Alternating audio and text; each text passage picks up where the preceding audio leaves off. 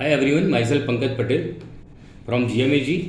I am very sorry about YouTube video update. थोड़े दिन में due to some social reason आपको video update नहीं मिली, उसके लिए I am very sorry about it. आज के बाद आपको वीडियो अपडेट भी कंटिन्यूसली मिलती रहेगी। आज हम बात करेंगे रिफ़ंड की। इसमें रिफ़ंड की प्रोसेस ऑलरेडी स्टार्ट हो चुकी थी, लेकिन due to some social reason ये अपडेट आपको मैं नहीं दे पाया।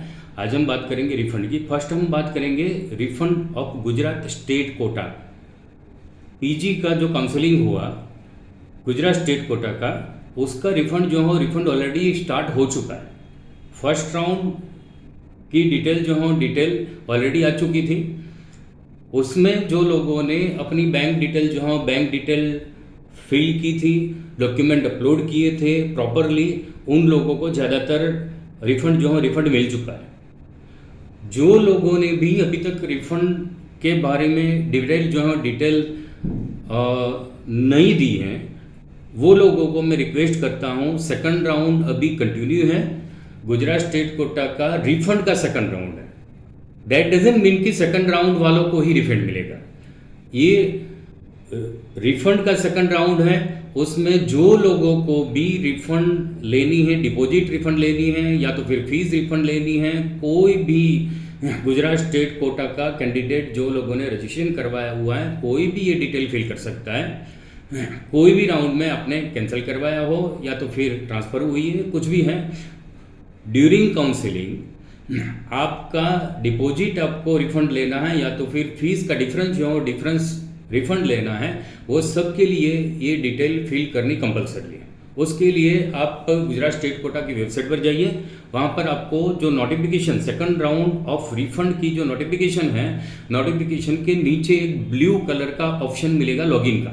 ये रिफ़ंड के लिए लॉगिन है। लॉगिन करके आपको वहाँ पर जाके आपको जो भी अकाउंट में ये रिफ़ंड लेना है उसकी बैंक डिटेल जो है बैंक डिटेल आपको मैन्युअली फिल करनी है।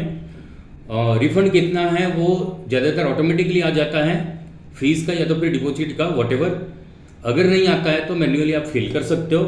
अगर फिल नहीं भी होता है तो कोई दिक्कत नहीं है, ऑटोमेटिकली आपके अकाउंट के हिसाब से जितना भी आपको रिफ़ंड मिलना है वो डिपॉजिट का या तो फिर फीस का आपको ऑटोमेटिकली रिफ़ंड मिल जाएगा। दूसरी बात, उसमें डॉक्यूमेंट अपलोड कर रहे हैं। डॉक्यूमेंट कौन से अपलोड करने हैं, तो जो भी आपका फाइनेंशियल ट्रांजैक्शन हुआ है, मनी ट्रांजैक्शन हुआ है गुजरात स्टेट कमेटी के साथ, चाहे वो पिन नंबर के लिए दिया हुआ है या तो फिर आपने फीस के लिए पे किया हुआ है। पिन नंबर के लिए अगर आपने दिया हो तो उसका कोई प्रूफ नहीं है तो आप बैंक का स्क्रीनशॉट है ट्रांजैक्शन का, ट्रांजैक्शन आईडी के साथ, वो अपलोड कर सकते हैं। फीस का है तो फीस के लिए चलन जो हो चलन ऑलरेडी अवेलेबल थे, चलन जो हो चलन का आप कॉपी लेके सिंगल पीडीएफ बना के अपलोड करना है। मतलब कि सब लोगों को जितने भी मनी ट्रांजैक्शन हुए हैं कमेटी के साथ उनका सिंगल पीडीएफ बना के आप अपलोड कर लीजिए। आई थिंक 1 मई तक ये सेकंड राउंड जो हो सेकंड राउंड की विंडो ओपन है। तब तक जो लोगों ने भी ये डिटेल फिल कर ली होगी उनका रिफ़ंड जो हो रिफ़ंड ग्रेजुअली स्टार्ट हो जाएगा। ग्रेजुअली आपको रिफ़ंड जो हो रिफ़ंड मिल जाएगा। गुजरात स्टेट कोटा में ज़्यादातर बच्चों को रिफ़ंड आ चुका है। बाकी जो हैं उनको भी मैं रिक्वेस्ट करता हूँ ये डिटेल फिल कर लीजिए। बिना डिटेल फिल किए हुए आपको गुजरात का रिफ़ंड नहीं मिलेगा, तो डिटेल फिल कर लीजिए, बैंक की डिटेल फिल कर लीजिए, ट्रांजैक्शन आईडी के साथ जो भी मनी ट्रांजैक्शन हुए हैं उनका डॉक्यूमेंट अपलोड कर लीजिए और वेट कीजिए, आपका गुजरात स्टेट कोटा का रिफ़ंड आ जाएगा। दूसरी बात हम करते हैं ऑल इंडिया कोटा के रिफ़ंड की।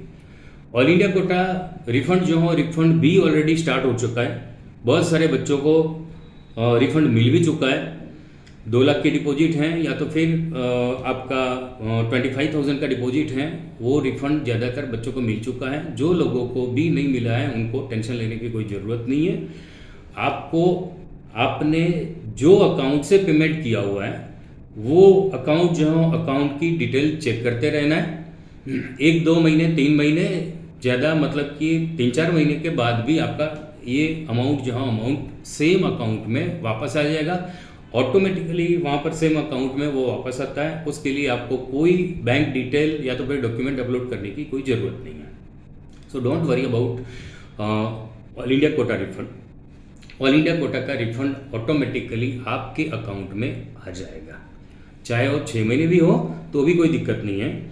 अगर फिर भी आपका नहीं आता है तो वेट कीजिए। एमसीसी अपने नोटिफिकेशन में जो लोगों के अकाउंट एक्टिव नहीं है उनका लिस्ट डिक्लेयर करेगा। उस वक्त आपको बैंक डिटेल, अगर आपका अकाउंट एक्टिव नहीं है तो बैंक डिटेल जो है बैंक डिटेल आपको फिल करनी होगी। अगर वो एफिडेविट मांगे तो एफिडेविट कर देना होगा। उसके बाद आपका रिफंड आ जाएगा। So don't worry about it. तीसरा रिफंड की हम बात करते हैं डीएनबी की, जो फीस पे की हुई बहुत सारे बच्चों ने 1.25 लाख एनबीई में वो लोगों ने फिल की, मतलब कि फ़ी जो है वो फीस पे की थी और वो बच्चों का एडमिशन हुआ है एमडीएमएस में। उसकी एक कंडीशन है, ये रिफंड आपको मिलेगा, लेकिन ये रिफंड मिलेगा एनबीई की वेबसाइट पर नोटिफिकेशन आएगा तब। ये एमसीसी की वेबसाइट पर से आपको रिफंड नहीं मिलेगा। तो एनबीई की नोटिफिकेशन का आपको वेट करना है। थोड़ा सा एनबीई का रिफंड जो है रिफंड लेट होता है, 1-2 महीने के बाद वो नोटिफिकेशन आएगी।